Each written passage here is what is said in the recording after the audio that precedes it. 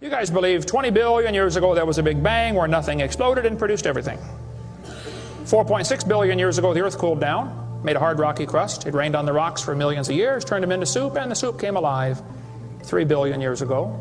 Found somebody to marry, and something to eat, of course, and slowly evolved into everything we see today. There are some lies in our science books. Taught it for 15 years. Even though I'm not teaching it anymore, I still like to study. It's so many neat things to learn. We're going to cover some of that tonight. I'm not against science, I'm not against schools, I'm not against teachers. Because most of them don't know what they believe. You have to tell them. They teach the kids it all started with a big bang 20 billion years ago. What exploded? This is what the textbooks teach. Yes, boys and girls, you see, nothing exploded, and here we are. So I asked this professor if I could ask him some questions about the Big Bang. I said, where did all this matter come from? He said, well, we don't know that for sure. I said, well, sir, would you please tell me where the laws came from? The universe is run by laws, gravity, centrifugal force, inertia. Who gave the laws? He said, we don't know that either. I said, sir, could you tell me where the energy came from? You know, it takes energy to make a big bang. Who bought the gas to run this machine anyway? He said, we don't know that either. I said, sir, could I ask you another question? He said, sure. What else would you like to know? Else? What do you mean else? You haven't told me nothing yet. Okay, now, sir, hold it. If I told you that I believe God created the heaven and the earth like the Bible teaches, you're going to say, and where did God come from?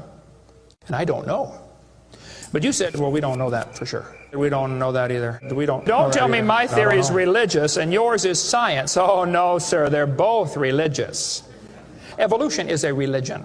You have to believe. So I asked the professor, where did the matter come from? He said, I don't know. So basically, I believe in the beginning God, and you believe in the beginning dirt. One professor was getting kind of upset about this time. He said, Mr. Hovind, there are hundreds of varieties of dogs in the world. He said, do you mean to tell me that you believe all these dogs came from 2 dogs off of Noah's Ark? You expect me to believe that? I said, sir, would you look at what you're teaching your students? You're teaching your students that all the dogs in the world came from a rock.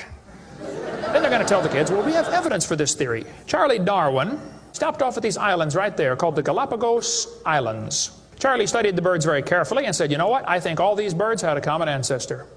I bet you're right, Charlie. It was a bird. You see 14 kinds of birds, and you conclude that birds and bananas are related. They tell the kids they have evidence of evolution from fossils. I don't think so. If you find a fossil in the dirt, all you know is it died. You don't know that it had any kids. And you sure don't know that it had different kids. You bring in a bone to the judge. Judge, I found this bone in the dirt. This is the ancestor of all the humans today. They would laugh at you. You don't know that that's the ancestor of anybody. And why on earth would you think a bone in the dirt can do something animals today cannot do? They'll say, boys and girls, you have 2 bones in your wrist, radius and ulna. And boys and girls, look at the whale's flipper carefully. Did you know the whale has 2 bones in his flipper? And they're called the radius and the ulna? Same as ours. Wow. Who named them, teacher? The whale? Think about it. See, what's happened, these guys have looked for missing links in the fossil record. They can't find any, and so they say, well, maybe evolution happened so fast it wasn't preserved. Maybe a reptile laid an egg and a bird hatched out. Well, who did that bird marry? And found a candle burning on the table.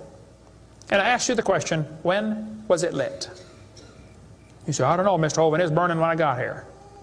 Okay, well then let's do some empirical science. Let's measure the height of the candle. Suppose the candle is 7 inches tall. Who can tell me when it was lit? Okay, nobody. Let's do some more empirical science. Let's measure the rate of burn. Suppose we determine it's burning 1 inch an hour. When was it lit? You're going to have a hard time telling me unless you're willing to make some assumptions. You find a fossil in the dirt, you can measure how much C14 is in it. Very accurately, by the way. And you can measure how fast it's decaying. That's just like measuring the height of your candle and how fast it's burning. Now, when did that animal die? You don't have a clue. Here's what you ought to consider about carbon dating. Samples of known age, it doesn't work. If it's a sample of unknown age, it is assumed to work. Freshly killed seal, carbon dated 1,300 years old. Shells from living snails, carbon dated 27,000 years old. Living penguins, carbon dated 8,000 years old. One part of Dima was 40,000 years old, another part was 26,000, and the wood next to it is 9,000. Then they tell the kids about the geologic column. They say each of the layers is a different age, you know, Cenozoic, Mesozoic, Paleozoic, Archeozoic, all them zoic boys. Now if you get a petrified tree standing up, running through different rock layers, I don't think it's smart to say those layers are vastly different ages. Those trees did not get slowly covered by the sediments over millions of years. They would rot and fall down. They'll say, boys and girls, you have an appendix that you don't need anymore. That's a vestigial structure. That's proof of evolution.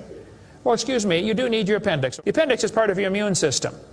If your appendix is taken out, you can still live, okay? But it increases your susceptibility to quite a few diseases. You could live without both your legs and both your arms and both your eyes also. That doesn't prove you don't need them. There are no vestigial organs. And even if there were, that would be the opposite of evolution. That's losing, not gaining. I was taught when I went to school, man used to have a tail, but he lost it because he didn't need it. I thought, didn't need it? Have you ever thought how handy a tail would be? Have you ever come to the door with 2 sacks of groceries? Wouldn't that be nice, man? Be able to grab that door and walk right around and get in it? Lost it because we didn't need it. Man, you could drive the car and tune the radio knob and hold the Coke at the same time. Natural selection doesn't cause any evolution. It makes sure the bad ones don't survive, but it's not going to change it to something else. If you worked in a factory that produced cars and your job was to check for defects, and you caught every single mistake and you rejected it, how long would it take that process to change the car to an airplane?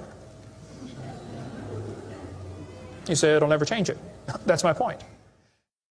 The students are taught we have evidence from development.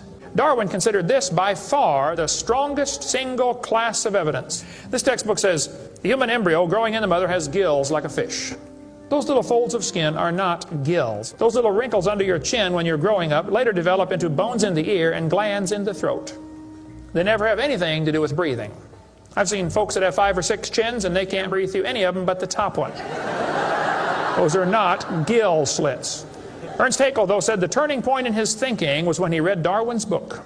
He made huge charts of his posters of his drawings of these embryos and traveled all over Germany and just about by himself converted the Germans to believing in evolution.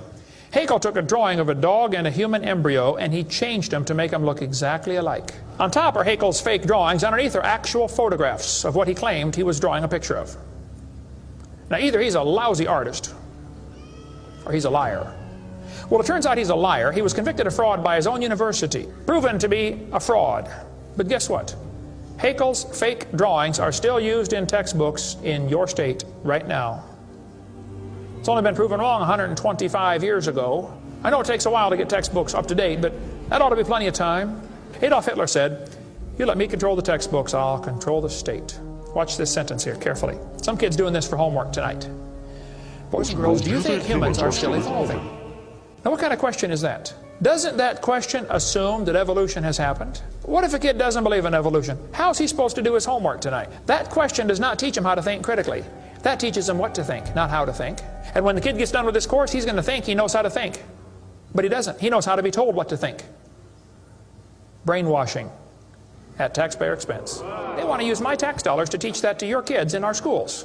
And that's where the problem comes in. Okay? If you want to believe in the Big Bang, just enjoy yourself, but keep your religion at home.